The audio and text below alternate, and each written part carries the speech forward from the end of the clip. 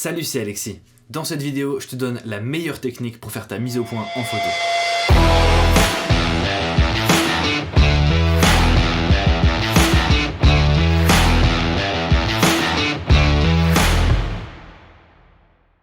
Bien entendu, quand je te dis la meilleure technique, c'est à mon sens la meilleure technique et celle que je préfère utiliser. Alors c'est une méthode que j'ai découverte il y a quelques années via le youtubeur photographe Pierre Lambert. Donc c'est une méthode que je me suis un petit peu appropriée, que j'ai légèrement modifiée en fait, pour que ça corresponde vraiment le plus à ma façon de travailler et à mon utilisation. Alors pour utiliser cette technique, on va avoir 3 choses différentes. La première chose à faire, ça va être de passer son mode d'autofocus sur continu au lieu de ponctuel comme il est généralement réglé de base sur un appareil photo. Alors à quoi ça va te servir ? Eh ben déjà ça va pouvoir te servir en fait à faire des suivis, faire des trackings de sujets en mouvement, donc pour par exemple de la street photo ça marche bien, ou alors pour des photos sportives ou tout ce genre de choses en fait où il y a du mouvement et qu'il faut du coup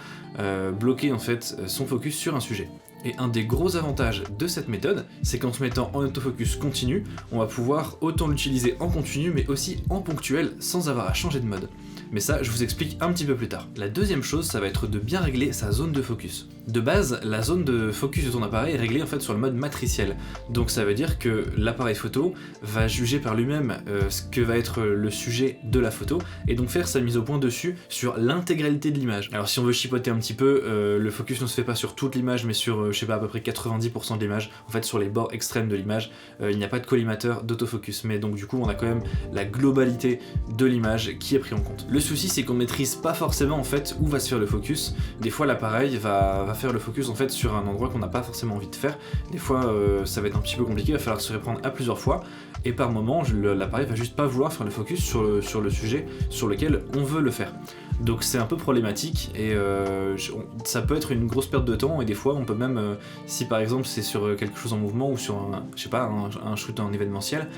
et ben on peut juste louper en fait des scènes à cause de l'autofocus en fait qui se met pas sur ce qu'on veut. L'idée va donc être de réduire la zone sur laquelle on veut faire son focus. Alors personnellement sur mon A7 IV, j'utilise le spot flexible avec suivi en taille moyenne parce que avant sur mon A7 II j'étais avec la taille la plus petite possible, mais là j'ai l'impression que sur l'A7 IV le spot en taille petit est plus petit que sur la 7.2 et donc du coup je suis passé sur le moyen, mais bon ça c'est vraiment au goût de chacun pour le coup, mais moi ça me correspond assez bien parce qu'on est quand même vraiment sur un tout petit carré, ça occupe une toute petite partie de l'écran et donc du coup on peut être quand même vraiment très précis sur la zone où on va faire notre focus. Et l'intérêt en fait de mettre le spot avec suivi, c'est qu'on peut faire du tracking donc justement sur les sujets en mouvement. La troisième chose va être de désactiver l'autofocus sur le déclencheur et de venir en fait l'assigner à la touche AF On à l'arrière de l'appareil. Et alors évidemment là je conseille de mettre sur le bouton AF On sur la 7 IV parce que c'est je trouve le plus intuitif et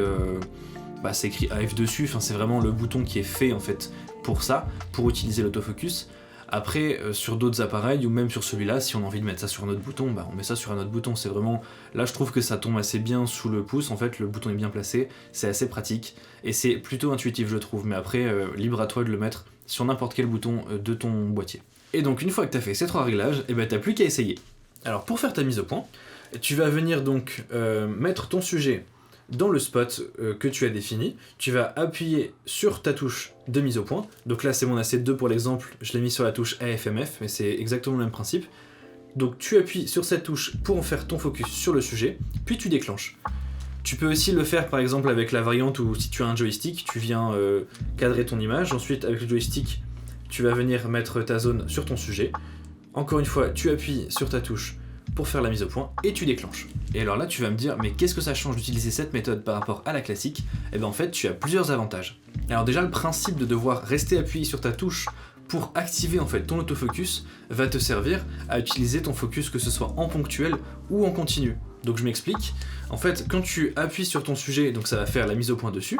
tu peux en fait décider soit de rester appuyé dessus pour que ça verrouille ton sujet et en fait l'avoir constamment en suivi continu, ou alors tu peux juste décider de déclencher ton focus dessus et une fois que ton collimateur s'affiche en vert, et tu peux tout de suite en fait relâcher la touche et ensuite t'as plus qu'à déclencher ou alors recadrer ou faire ce que tu veux en fait, ça va donc garder le focus en mémoire et le focus ne va plus bouger et donc là ça te permet d'utiliser ton autofocus en mode ponctuel alors que tu es en mode continu. Un autre avantage, c'est que le fait donc de mettre le spot avec suivi, en fait tu peux faire du tracking d'à peu près tout ce que tu veux. Si tu fais par exemple de la street photo, si tu fais donc de la photo d'événementiel, si tu fais de la photo sportive et que tu as besoin d'être constamment en focus sur ton sujet, et ben tu viens positionner donc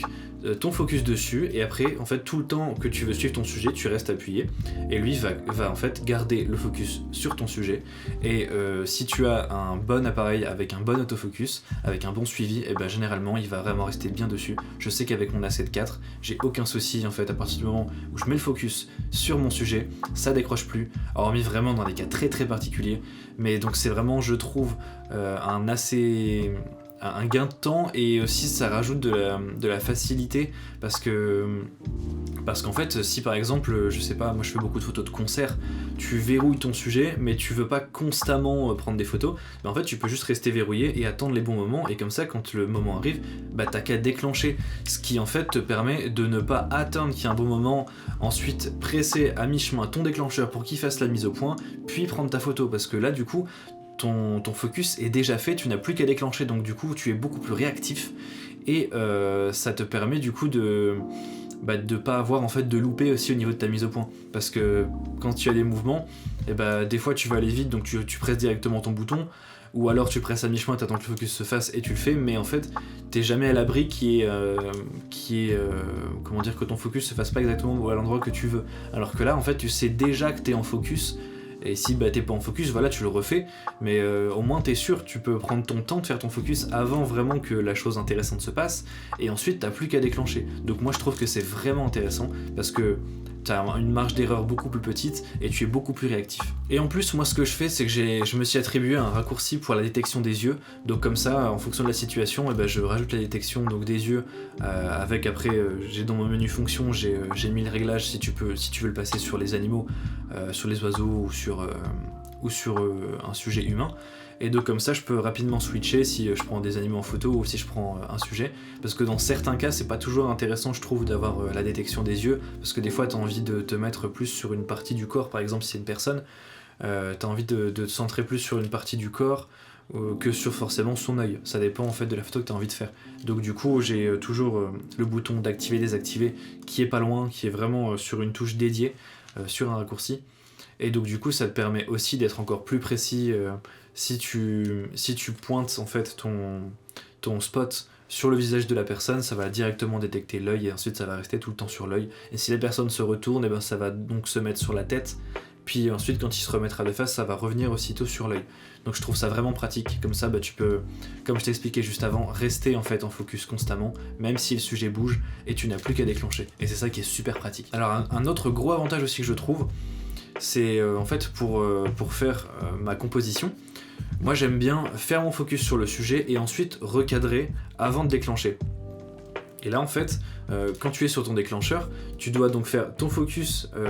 donc en pressant ton déclencheur à mi-chemin, ensuite tu dois recadrer puis déclencher. Il y en a plein qui font comme ça, hein, la plupart des gens font comme ça parce que en fait c'est comme ça que les appareils sont programmés de base, mais je trouve que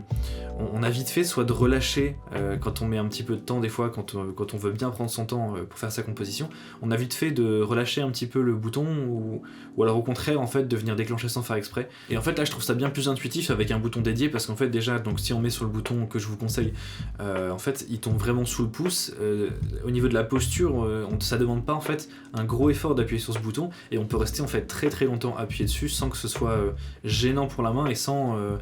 lâcher ce bouton accidentellement. Donc on peut vraiment bien prendre son temps et puis ensuite déclencher au moment qu'on veut. Et je trouve que du coup ça diminue beaucoup en fait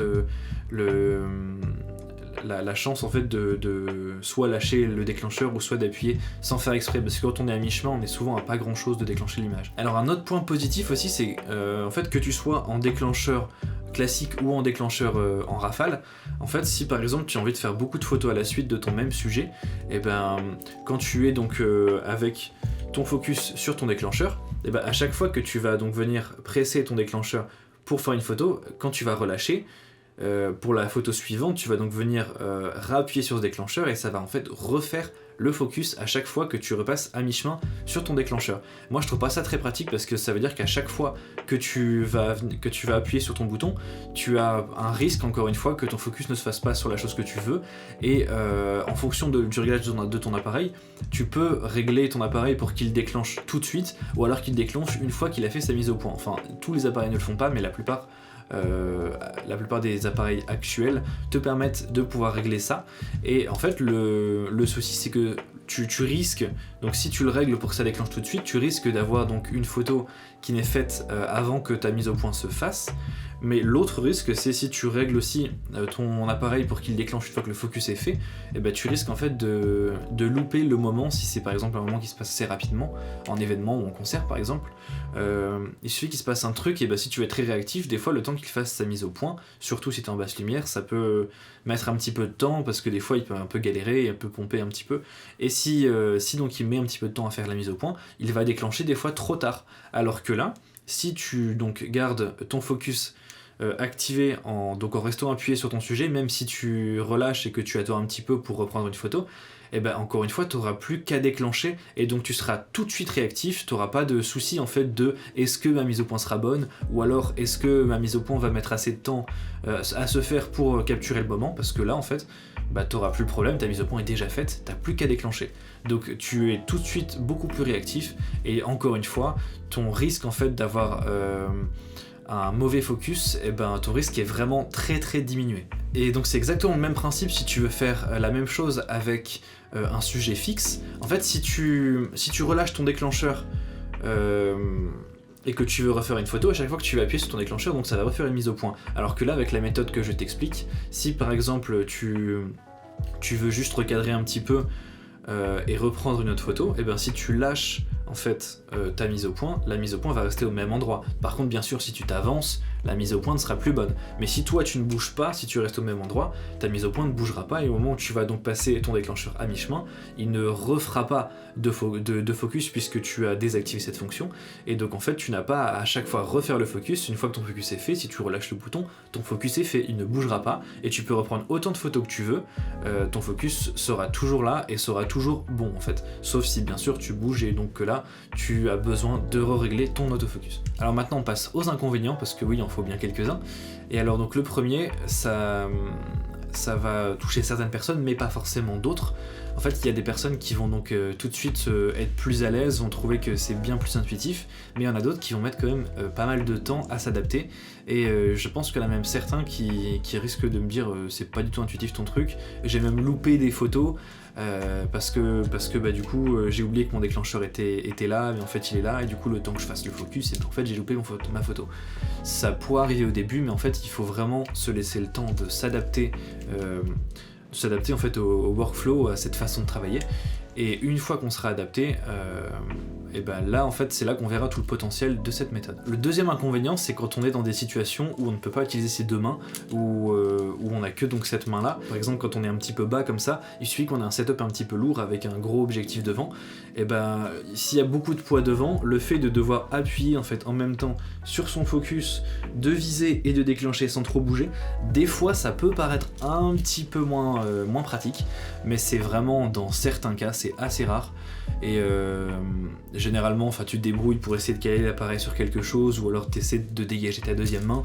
Voilà, c'est un problème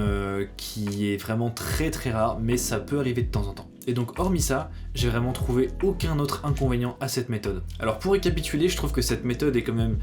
bien plus réactive, plus simple d'utilisation, plus intuitive. En plus ça réduit, comme j'expliquais juste avant,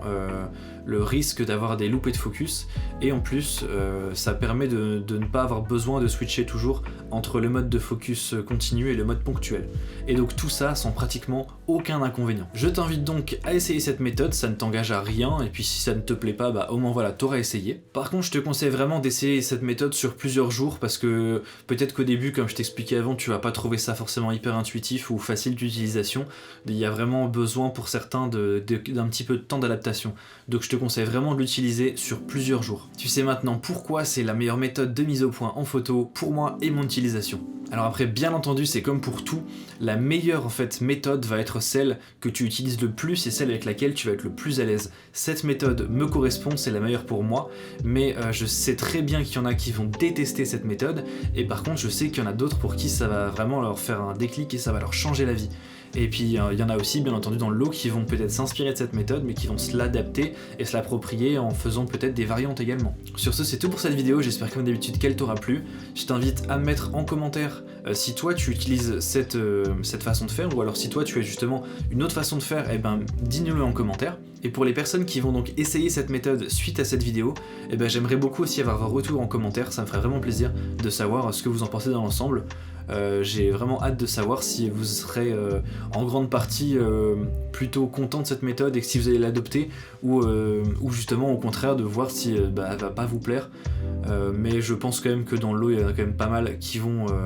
adopter cette méthode, ou au moins qui vont l'apprécier et l'utiliser de temps en temps. Je te dis à plus tard dans une prochaine vidéo, et n'oublie pas, se former c'est bien mais sortir shooter c'est tout aussi important.